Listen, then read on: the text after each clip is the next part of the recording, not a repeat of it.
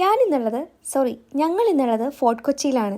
Sunday ആയതുകൊണ്ട് ഇവിടെ വന്ന് എന്തെങ്കിലും പരിപാടി പിടിക്കാമെന്ന് വിചാരിച്ചു. ഇവളെന്താണ് ഈ ബ്ലാബ്ല പറയുന്നതെന്നറിയോ? നിയർ ബൈ ആയിട്ടൊരു കാശി എന്ന് പറഞ്ഞൊരു കഫേ ഉണ്ട്. അവിടെ പോയിക്കഴിഞ്ഞാൽ എന്തൊക്കെയോ കഴിക്കാമെന്നാണ്.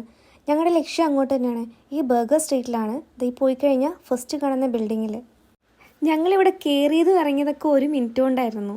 കയറി അകത്ത് ചെന്നപ്പോൾ നല്ലൊരു അംബിയൻസും കാര്യങ്ങളൊക്കെ ഉണ്ടായിരുന്നു. പക്ഷേ കിട്ടിയ ടേബിളും ഈ ഒരു ലൈറ്റും ഞങ്ങൾക്ക് ആർക്കും ഇഷ്ടപ്പെട്ടില്ല.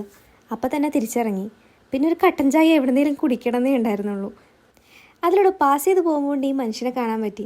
ഫസ്റ്റ് ടൈമാണ് ഇങ്ങനെ ഡയറക്റ്റ്ലി കാണാൻ പറ്റിയത്. എന്തായാലും കൊള്ളാം, അടിപൊളി.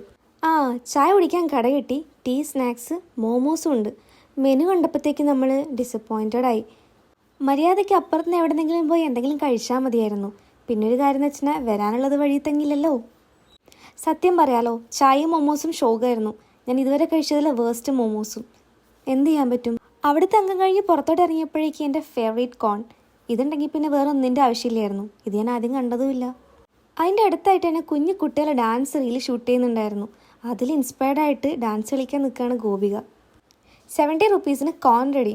പക്ഷേ ഗോപിക്ക് ഈ സാധനം അത്ര വലിയ ഇഷ്ടമല്ലെന്നാണ് ഇപ്പം ഞാൻ മനസ്സിലാക്കുന്നത്.